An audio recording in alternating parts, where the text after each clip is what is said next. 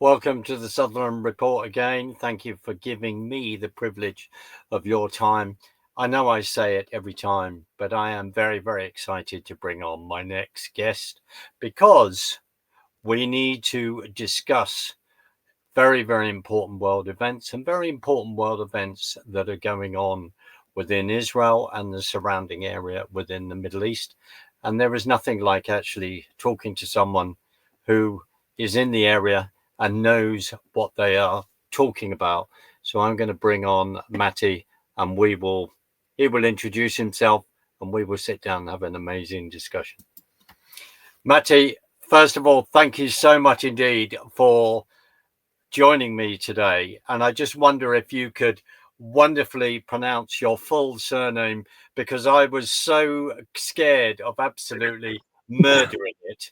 So, and we'll get straight into discussing what you do, what you've done in the past, and then we'll go from there. So, Matty, thank you.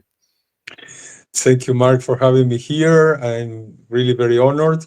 And my name is Matty Zwaig. I mean, it sounds like a German surname. I'm not German, but maybe I was 400 years ago, I think. Right. I'm living in Israel about 41 years.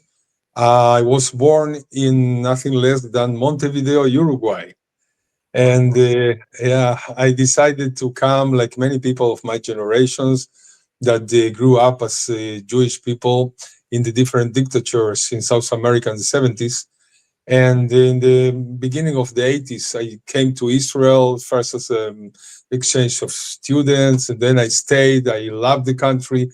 And, I just here a very versatile career that included also between about 16 years in foreign affairs, working for the government in different countries, especially in Russia, in Belarus, in Hungary, and I have other things also in Israel. I work with people from all the world and beyond of the foreign ministry affairs.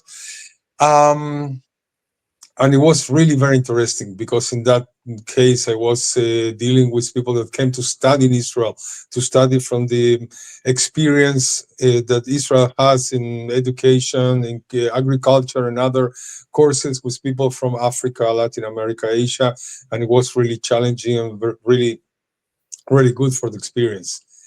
So I saw different continents and I saw different people, but everyone has something in common that they want to go forward. And when they see Israel, you don't talk about politics, they know that Israel is a country that is striving always forward for better science, better society, and I don't know, to do a better mankind. This is the way the Jews say to themselves, tikkun olam, to fix the world. Is the way they look at it. It sounds like a nice word, but the people is really like this, especially young Israelis like my daughter and all her generation that now are suffering from the last 2 years for all these problems and the wars. But we are looking confident for the future anyway. Matty, thank you for that very, very kind introduction of to explain who you are. I think you and I would need about maybe 3 or 4 hours in an incredible discussion because there's a lot of there'll be a number of questions I'd like to ask you about Uruguay. I've had the privilege to be in Peru many years ago. South America Oh. is a place I find absolutely fascinating as well. But Matty, one of your postings, I think I've read what you very kindly forwarded to me. Were you in Siberia? Well, yes, with my wife, we were sent to Siberia. We were like in charge of Israeli Culture Center, which work together with the embassy in Moscow. And we had an incredible experience of exchanging cultural events with the local government, the local people, and this vast territory of 7,000 kilometers from the Urals to Vladivostok. Yeah. And of course, we didn't see everything, but we were almost 6 years there. And this was really a privilege to to bring Israel to these very, very far situated areas in the world. And we really had a great time, even giving Hebrew lessons to the local people, and also bringing sculptures and uh, people to the universities and doctors, and a lot of exchange of culture from Israel, even fashion. Um, and really, I think I feel privileged that we were there for a long time and bringing the best of Israel. We call, in the Torah, in the Old Testament, they say they have 70 faces of the Torah, and we told the people there that Israel has 70 faces in its culture, because we have people from 110 different countries, different cultures, even different gastronomy. We brought chefs there also, and people get the taste of all the different things and colorful, uh, different mosaic that we have in Israel. It just fascinates. I mean, going to Siberia would absolutely fascinate me as well. Plus, because of some of its looking at its previous history from the negative side as well. But also, I should Of think that course. I should think it was might have been quite a challenge on the weather front as well, and a very different place to be. Well, the worst we had it was minus 42. Wow. But usually, I mean, yeah, the middle is like minus 18, minus 20, and you have about 10 months of cold, different kinds of cold, a little cold, very cold, crazy cold, but like 10 months of cold. This is Siberia. But when there is no cold there, no snow there, 3 meters snow usually, and you can see that this is an incredible land with trillions of trees, all kind of different greens and rivers and special people. People in Siberia are a little different from the big cities like Moscow, St. Petersburg, and Absolutely. it's like another Russia inside Russia. It's fascinating, really. Well, that is a wonderful turn of phrase. Mhm. Matthew, let's move on. Let's get into it because if I could start off as you would love to talk about, and I think it's important because in the last 48 hours, the whole of the news cycle is now focusing on what's happening with the Druze in the Syria and on the border of Israel. And I just as people as it's been talked about the history of the Druze, the fact that there is a big Druze community within Israel. So, what is your take on what this, as far as I'm concerned, I'll call him a terrorist who's running Syria, and what Giuliani and his behaviour on minority groups? We've had the Alawites, also Christians, and now attacking the Druze. What say you, sir? Well, we are talking about the last time, because all the time there were problems. I mean, they have 11 years or more of civil war. They were destroying each other, attacking each other, slaughtering each other. But if we talk about this July 2025, Israel's involvement in the defense of the Druze in southern Syria continues to be driven by a combination of security, strategic, and humanitarian factors. The dynamics of the Syrian civil war and the evolving geopolitical situation in the region after Giuliani took the government have only made this involvement more complex. I think what we should understand is that Israel have all the time, not only the last 2 days, security concerns, and also still the Iranian threat, because some of their cells they try also to enter again, and they are trying to use, you know, changing all the roles, people that they are now not with the central government, like the Druze or the Alawites, of course, and the Kurds. I mean, the Kurds, they are in a really bad shape now, because they are being attacked from the north from Turkey, and they're being attacked from the center to the northeast by the central government of Al-Julani, and now the Druze. The Druze see that south of Damascus, because geographically you have to understand, south of Damascus, you get in 30, 35 kilometers to the border with Israel. Mm. And Israel want to have a buffer zone in this area. And of course, it's also good for Israel, but we are also trying to be friends with the Druze and defending them, because we have our own Druze community. And they are really asking, there are a lot of them officers in the army. They Yes. have a lot of experience. They have trying to, they feel very, very close to their brothers, even before all the things that happen. Maybe people don't know, but we used to have, people getting married with Druze girls from the Syrian side, or even selling them apples. This has been for the last 20 years, not for the last 2 months. Okay, so, and also another thing that we have is that the Golan Heights, I mean, remains a critical strategic area for Israel, because with his vantage points, it provides Israel with intelligence and military advantage over southern Syria and Lebanon. I mean, in this Syria, Druze in the southern Syrian governorates of Quneitra and Dara, they live near this sensitive border area. So that's I was talking about. We must support them from all the hostilities they can have there. And also it's good for them and good for us, of course. And also we have to seek, because it doesn't matter what the central government will say. They don't act according to their words. They are not stable. And we want stability on Israel's border.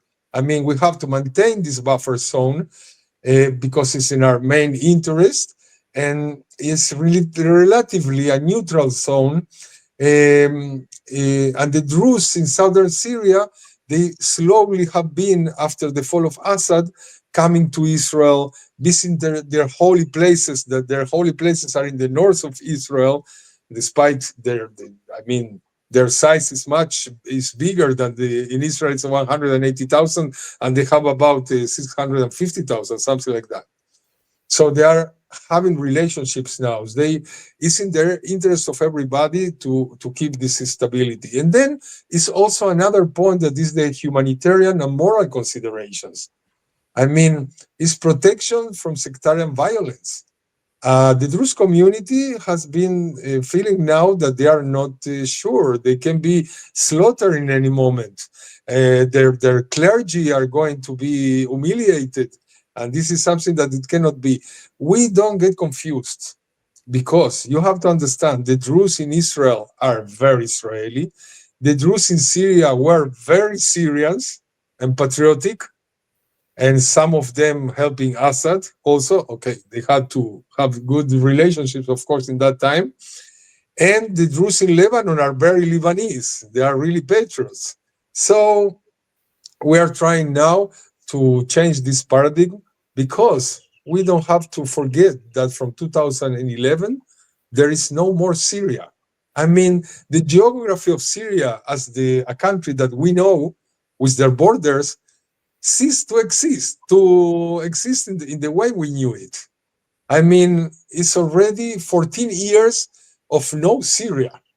And now, with this central government trying to undermine the power of the minorities, I don't know if it's going to be or not, because they have to change their suit from being a terrorist to be, a statist, as someone that works for the government and seeks stability for everybody. So we don't know if it's going to be, and we have to protect them also for humanitarian reasons, and also to preserve the relations between Druze and Israel, because if we are not going to take care of them in some way or other, of course there are, limitations for everything. And we saw what everyone in this moment is quite hysterical about what's going on.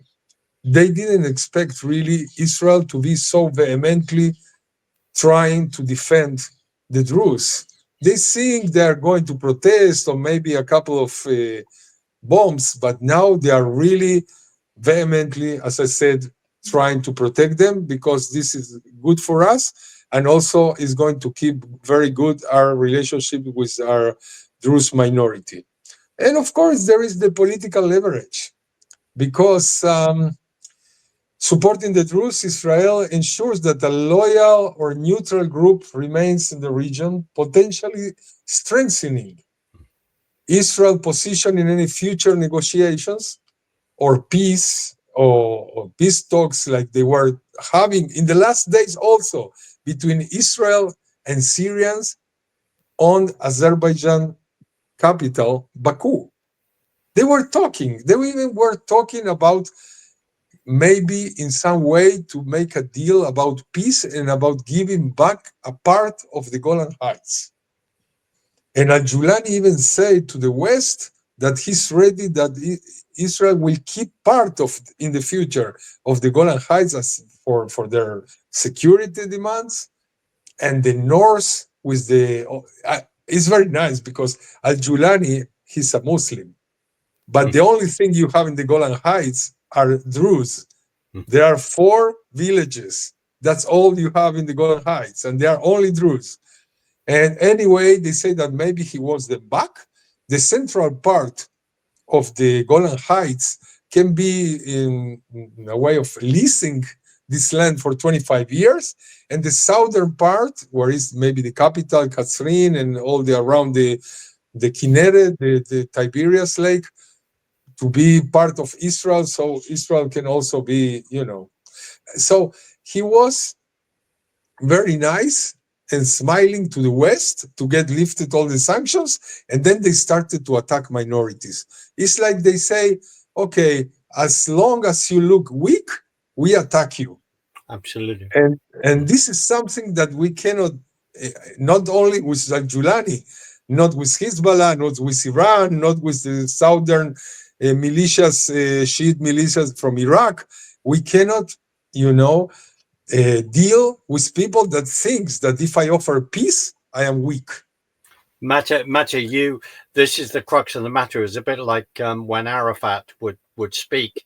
He'd be speaking out of one side of his mouth in one language, and then say English to the West, and in then Arabic, on the other side to Arabic and to his followers. And this is I think you raise a very important point, don't you? Which is basically in the West, we don't understand the situation at all. Do you think that by Trump actually saying, "Oh, we're going to take the sanctions off now," do you think that has actually empowered a mindset of the behavior that's now playing out now? Well, I'm sure Trump also wants, as Israel wants, that Giuliani will be stable and accept the minorities in some way and will respect it because it's in the interest of the United States and also from Israel that all that area will not go back to the situation that was before, that it was the backyard of Iran and even Russia. And the arms and weapons and drugs and everything passing freely to Lebanon to give more strength to Hezbollah and continue attacking us and continue this ring of fire around Israel that was all the goal of Iran in the last 20, 25 years. So, I mean, the key question here is how to explain to Al-Julani, you must be intelligent and make a united Syria with all the minorities inside. If he's not going to understand this, so I don't know, they're going to cantonize that country that used to be called Syria. Maybe in a Kurdish area, in a Druze area, and the Alawite area, and I don't know, poor Christians, they are suffering because they are everywhere, and they're attacking them and killing them. And suddenly, it's very sad that maybe I'm wrong, but I didn't listen to any condemnation by the Vatican about these things. Well, we haven't seen any. Okay, let's do peace, but are they really talking against it? Absolutely. I mean, Matty, we haven't seen any marches from the river from the river to the sea block, protesting against the genocide that is happening against the Alawites, against Christians, and against the Druze. I haven't seen any marches, or as someone posted today, that the camps, the sort of greens of Harvard and Columbia, seem to be clear of tents from Of course. people protesting about this. Matty, the other thing is that my own understanding, and of course since 73, since the Yom Kippur Yom Kippur War, War. that the Golan Heights are strategic for Israel's security on that border, because Heights describes it. So when you're, and the IDF are on the other side of the Golan Heights, are they not? And that actually that is the buffer zone that they would want. Would that seem a safe place, as you've said, for the Druze, for other minorities to come into? What are your thoughts? I think that this buffer zone is essential for Israel. It doesn't mean that they are not going to leave in some point if it's going to be a peace agreement. But I think Israel is realistic enough for not to receive any peace deal, even with pressure from the world, because we know what is the alternative: or real peace deal or real security. There is no something in between. I mean, until 67 and then again until 73, they were all the time from up to down to the Tiberias area. They were all the time shooting and killing farmers, killing people that they were um, working in the lands, in a tractor, killing Yeah, children, killing soldiers, killing everybody because they were up and people were down. I mean, this finished in 73, and nobody wants it even close to have these people. I mean, if you want to be, please, from the other side of the Hermon, and then maybe we have a future of peace. And if you want to do something like Hong Kong, given for 99 years lease, maybe we will think about it. But, not in the way it is. And of course, not with a country that has been disintegrated like Syria, and you never know what kind of government or what kind of forces are going to be on our border in maybe 2 months or 2 years. absolutely. It's strategic. It's strategic for you, for your own safety. Period. And again, in 1973, you didn't start that, and the consequences of that in a very short time, they were gained. Um, Matty, can I ask you about the 12-day war as it's defined with Syria? Um, just to say, I say it genuinely. This is not looking at it from a voyeurism at all, Mhm. because I have other connections there. To actually be in a country where suddenly there are all these ballistic missiles coming in. I mean, what happened in the 12-day war? It was quite incredible what you achieved. What was it like for you personally, your family, your town, going through that? Were you having to run to the shelters on a regular basis? What was it like for you? Well, Israel is a country in political turmoil Yeah. for a long time.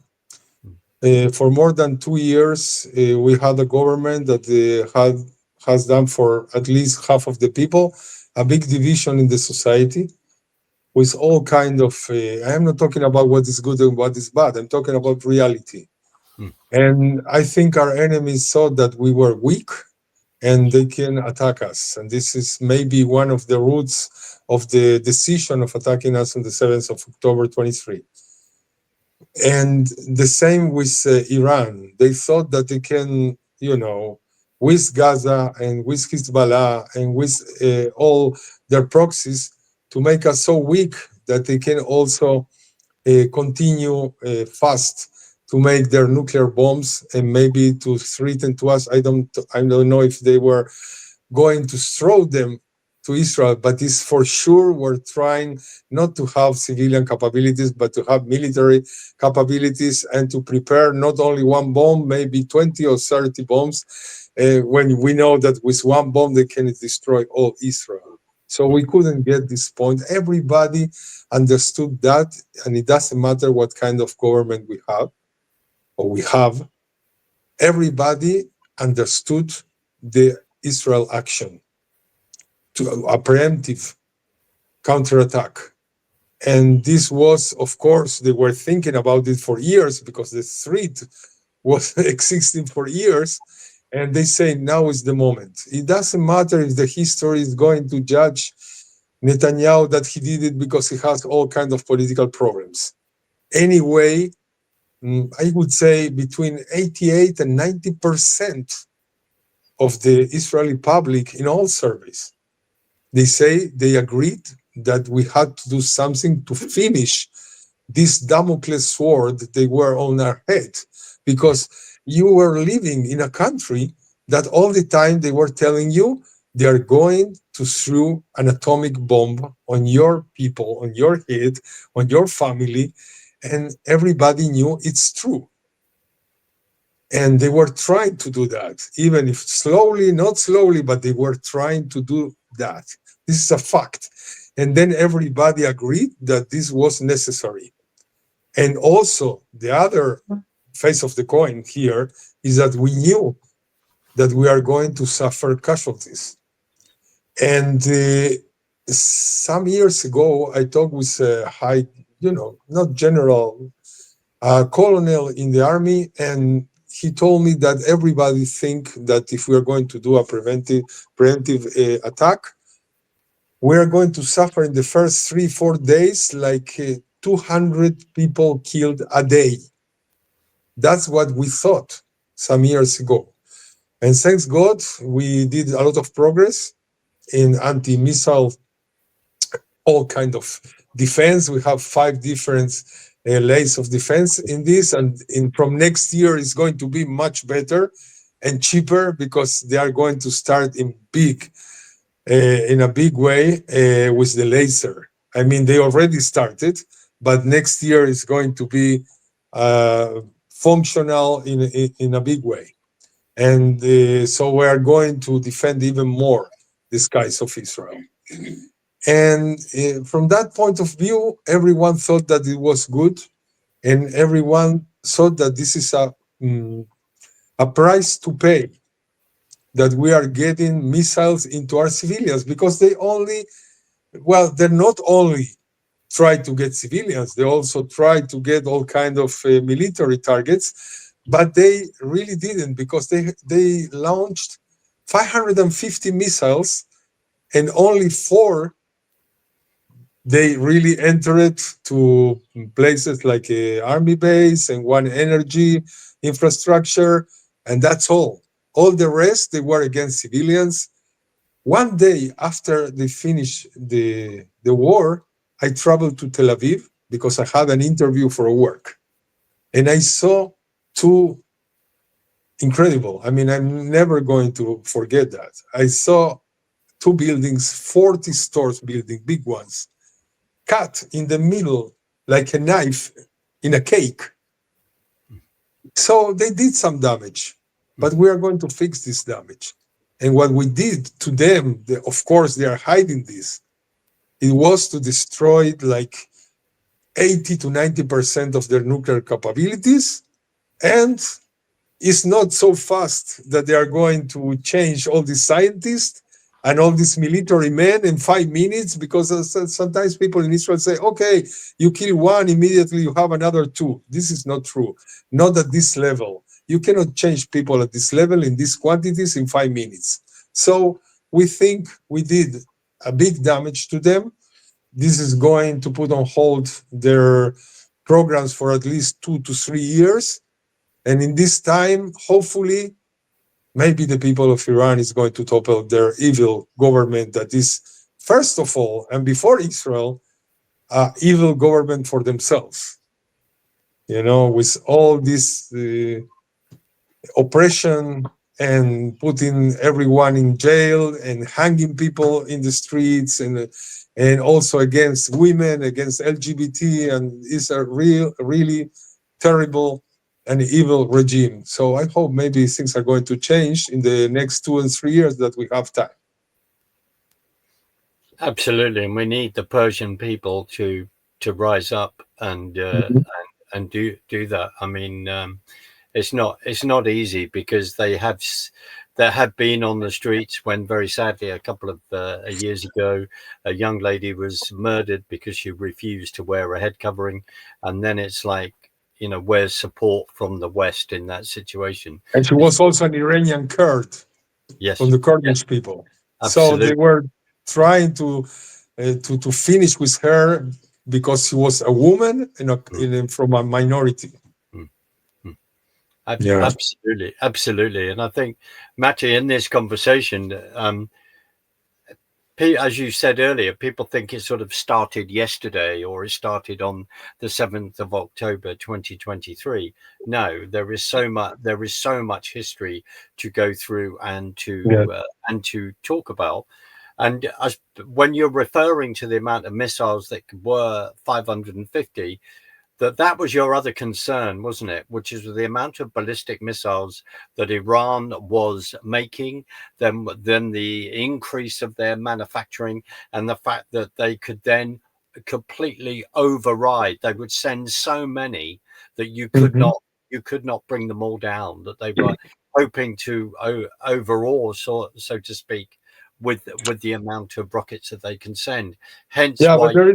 there is Sorry, another side of this coin. Sorry, because the same we can say about Hezbollah. Hezbollah had 130,000 absolutely. missiles. They Mm, succeed in launching to us in all those months of war about 10 to 12,000. So, you know, theoretically, they have another 110 or 120,000 missiles to throw in Israel. mm, In the practice, not that, because we have destroyed many of the launchers. And they also know if they start again, they cannot start with all of them together. They will start with 100 or something, and then they know what's going to happen. Again, all the main people of Hezbollah is going to be targeted, and also many buildings in Beirut are going to be, I mean, level. finished. Mm, So, yeah, yeah. so Because they know what they have. So that's what they happen in these mm, 12 days also. They mm, didn't try to be part of this war because they knew they are going to suffer also from very heavy consequences. And we're in a very tough area. I mean, people here is like, they only understand military power. And this is very sad because Israel many times offered them peace. And after we offered peace, we received bombs and suicide bombers and all kind of this. This is what have occurred in Israel, that people shift their political opinion from being in like 65, 70% pro peace to being 65, 70% not against peace, but not to trust our neighbors and not to get any deal that is going to be, they think, only in the paper. That's why people shift what you call in the world the right and the extreme right, and all these movements that some of them even we don't like it in Israel, but this is also a result of what have been happening in our area in the last 25 years. absolutely, and of course, as you referred earlier, when your enemies were looking at what was going on, say in 2022, when this whole thing of the judicial reforms that Likud, Bibi Netanyahu's government were looking at, were wanting to push through, and then there was all these protests, and that's why I've said earlier, like off earlier, where I was saying, to actually understand politically what was going on in Israel before that, Mhm. and also for many years, where you could turn around and say, like maybe from 1973, there is beginning to be more of a conservative mindset as well, where in the past the left up until 67 had viewed you were supportive in a way Yes. outside your country because you were the small minnow standing up against everyone else. So it's fascinating to me looking at the changes, trying to understand that Mhm. because if you voted in a government, they should be allowed to lead, and of course, people are then empowering other bodies to enable that not to happen. Matty, this is a subject that is very, very important. And I know it's very, very close to your heart because it's I, the yeah. legitimacy of your nation. Let's go into that. I Matty, would like what? I would like to say something Sorry. about that because there are a lot of critics about the current government, and I can, as a democratic and liberal country, still everyone has the right to say what they think. The question is, there is no connections between the policies of Netanyahu government and the legitimate right of Israel to exist. And this is, we have to separate Israel's foundational legitimacy from the political choices of its current government. Many observers agree that Israel's right to exist as a sovereign nation is inviolable, even as they criticize the policies of Prime Minister Netanyahu. It's okay, it can happen, you know? But even if he's undermining even some democratic characters of Israel, and this is what a lot of people think with all the judicial overhaul, etc. But it's not, basic things are not happening. I mean, it's like you say, let's bomb and destroy UK because they want to have a Brexit. Sorry, I I mean, shouldn't laugh, but I like the I, analogy. I hear I you. mean, think that Yeah. in the time that you were inside the EU, Mm. people say we must destroy them because it cannot be. This entity called UK must be destroyed for their thinkings. So of course, we, Israel pulled off Gaza Strip in 2005. Even one soldier didn't stay at the place. And I'm Absolutely. not talking about that we left them the greenhouses with the flowers and they also destroyed them. This is their way of behaving. That's their problem. But nobody was there. There was no open air prison because they could go inside Israel to work. They had all this food that is coming through Israel to them. The company of electricity, I even have an uncle that worked in the company of electricity. He traveled several times to Gaza to fix their electricity because we were giving them all these years the electricity. I mean, this is crazy. And then they say we were occupied. 7th of October was a reaction to occupation. And people just, like a chorus, yeah, yeah, free Palestine from the river to the sea, which means also to kill all the Jews that they are between the Yeah, river and the sea. absolutely. But this is another thing. I mean, it's like a fashion, nobody's taking care about what's going on in Sudan, which hundreds, maybe thousands being killed every day. Also in East Congo, between Congo and Rwanda in the borders. I mean, they were killing even 1,000 people a day. Nobody care about that. Myanmar, China, North Korea, all the human rights violations. Nothing cares but free Palestine. And this is crazy because first, it's not true in the way it's presented. Yes. And second is, of course, double standard and hypocrisy. And in Israel, I told you, you have judicial overhaul and domestic democracy issues. So, okay, but this is an internal thing. It's nothing about Palestinians. I know they say, some of the ministers, that they must annex the territories like Judea and Samaria. And so, but they didn't do it first. And second, it's a legitimate uh, discussion inside a democratic government because, I maybe if I don't like it, elections are going to be in 2026. And I mean, maybe people that they don't like it, Netanyahu, they would like the elections now. And maybe I am one of these, but it doesn't matter because we are not talking about this. We are talking about the legitimacy of Israel as a country to continue, developing itself. The question is also the settlement expansion, the denial of Palestinian statehood.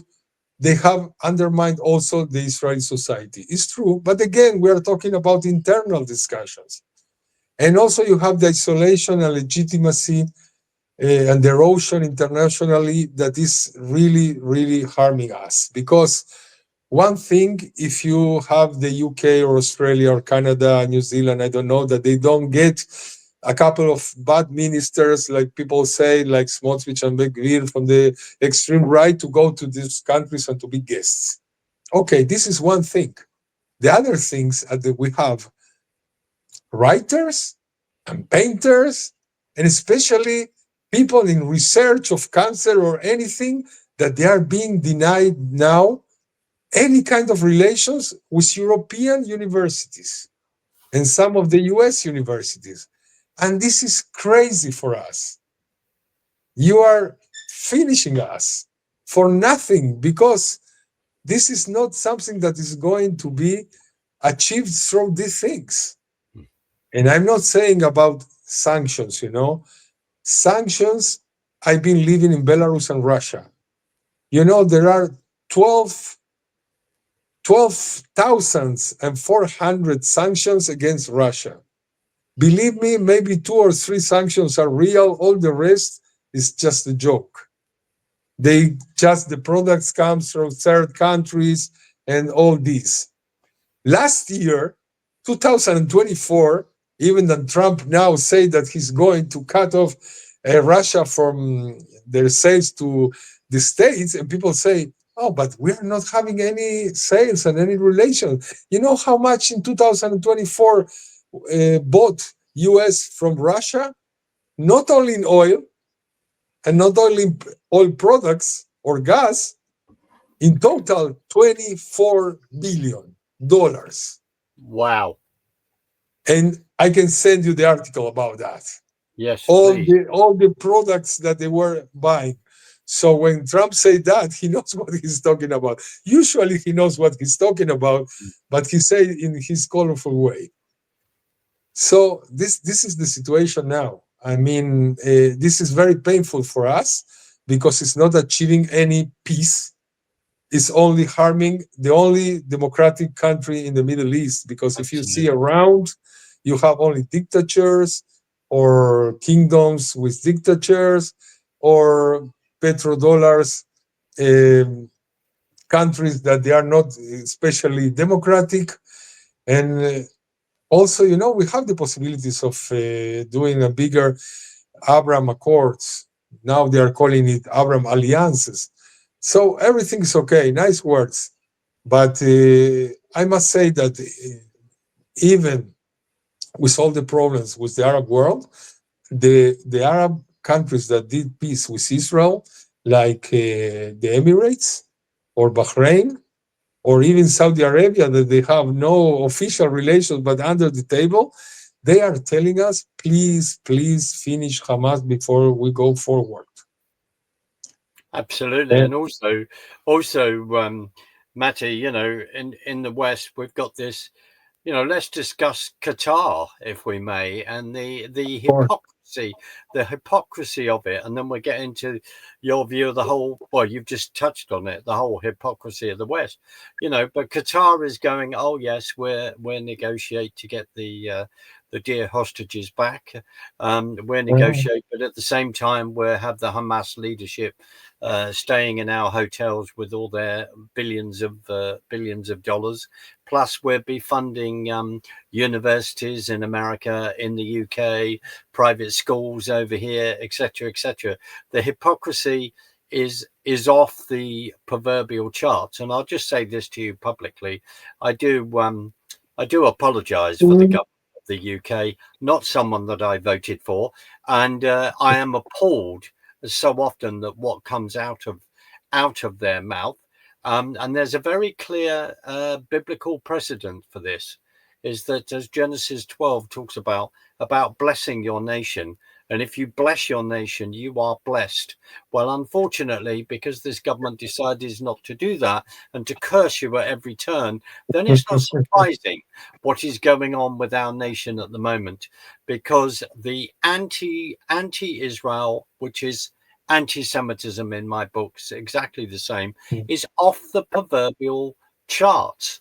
And sorry, that's my little rant, but I just want to say that. But how do you then, this whole thing of Qatar, which I just feel is pulling the wool over people's eyes?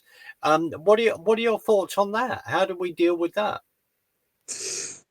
I would like to answer first about what you said about if is the West hypocritical, Mm. because it has a lot to do with this. And I would say yes, because Mm. many see the West approach to Israel fight against terrorism as hypocritical. And this is largely because of double standards and how Israel counterterrorism operations are viewed compared to those of other countries. Mm. Because the political alliance that allow Israel to evade some of the criticism that would be directed at other nations engaged in similar actions. I mean, have you ever listened about atrocities made by the Spaniards in Afghanistan or the UK or Germans in Afghanistan? No, you listen only about the States, Mm. some, and a lot of about Israel. Even if it's not true, and even if I'm going to go back about that, we try to move the civilians not only to make them suffer, but to make them, evade the bullets and our special units trying to get the terrorists, really, not the civilians. But the moral and legal inconsistencies in applying international law, because they always see us like states, and Hamas and the other groups, Hezbollah, they are not states, so they can do what they want. Well, they don't. So, Just quickly, it's like you have to adhere to the Geneva Convention of 1949, yeah, as our dear mutual friend Bernie yeah. was talking about. And then, of course, Hamas and Hezbollah and all the rest, because they're terrorists, they don't have to abide by that. Mhm. But they're not pulled up, are they? Yeah, and this is one thing that make you wonder, because you have this player called Qatar, Hmm. that for many years, not for the last 2 years or three, many years, they are, in Hebrew we say, dancing, dancing in all the marriages. You go and dance here and dance there. I mean, with one hand, they put on Messi's sweater, Qatar Airways for like 15 years. And with the other hand, they gave money, real money and weapons to Al Qaeda. Yeah, yeah, From one side, you have Al Jazeera making themselves a kind of beautiful BBC, CNN of the Arab world.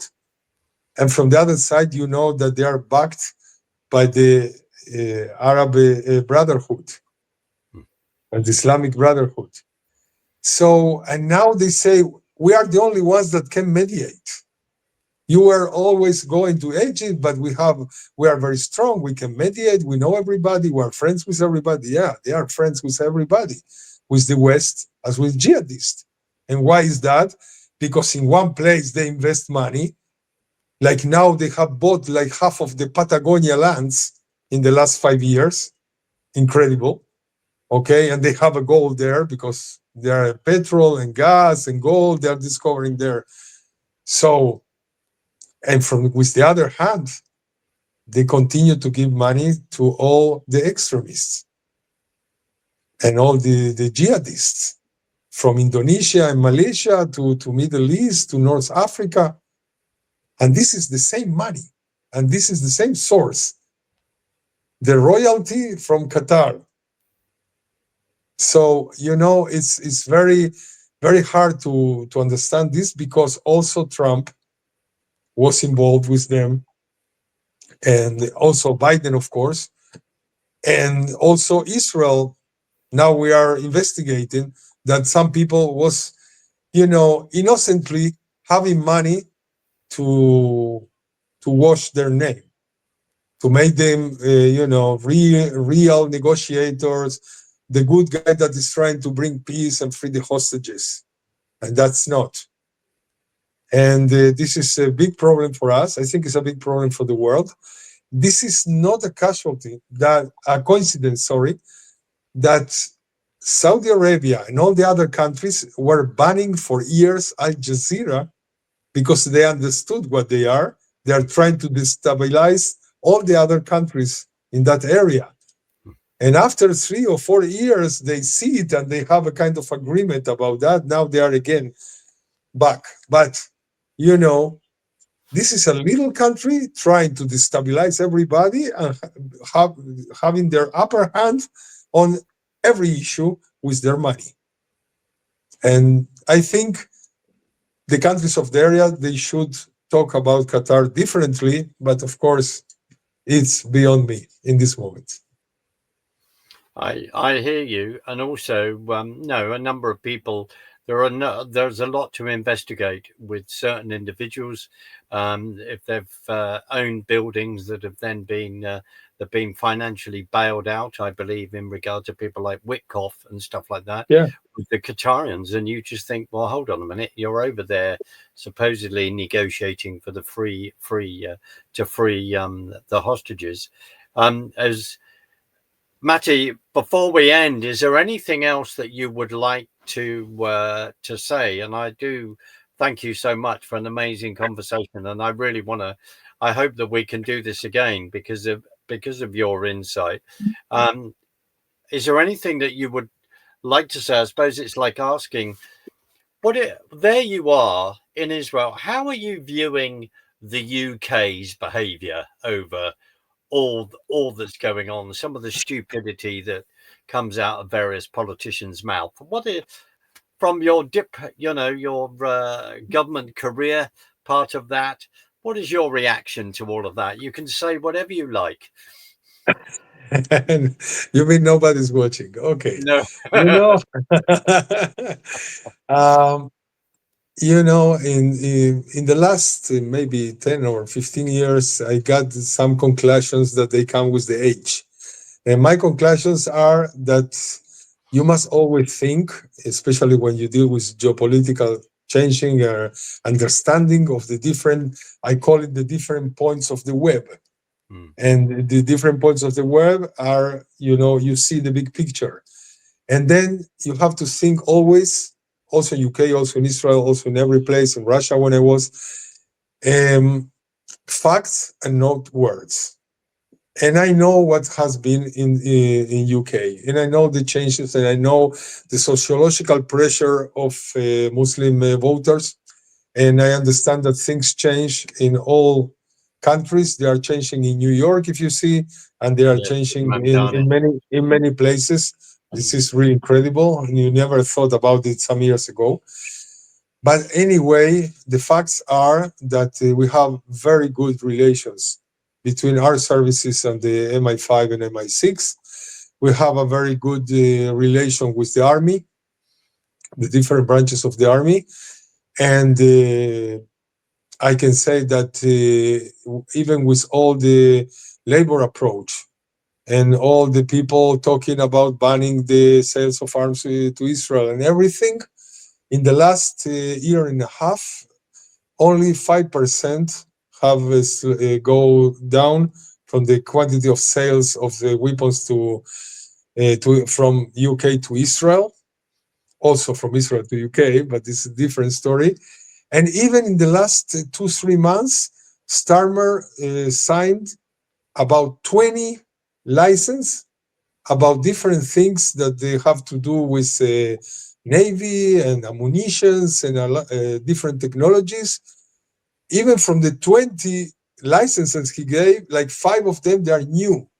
So this is the fact. All the rest are words. I hope it's not going to be worse.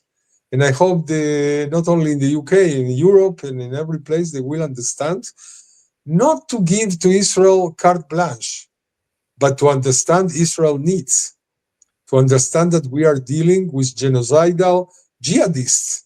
Absolutely. And not only with the self-determination of a people that they call themselves Palestinians, and before 1964 they were Jordanians or Egyptians, and only from 1964 they started to call themselves Palestinians.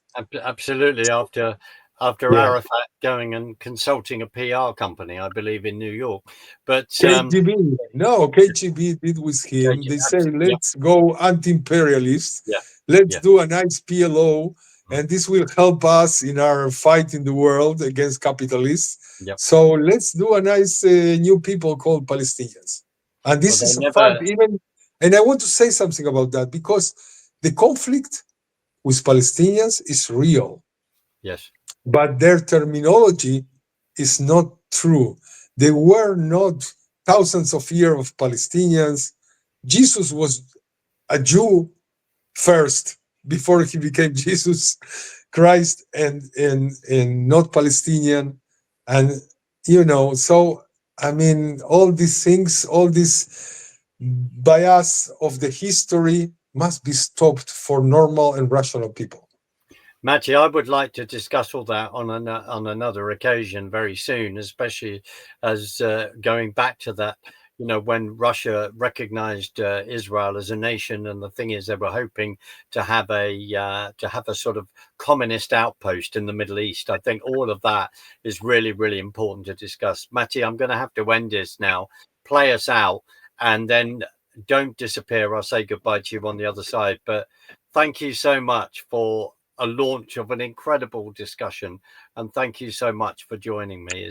I've really appreciated it. I have to thank you for making possible that I bring also our point of view. Yeah, you do, and I'm very grateful for it. All right, stay there, my friend. But thank you. I will play us out.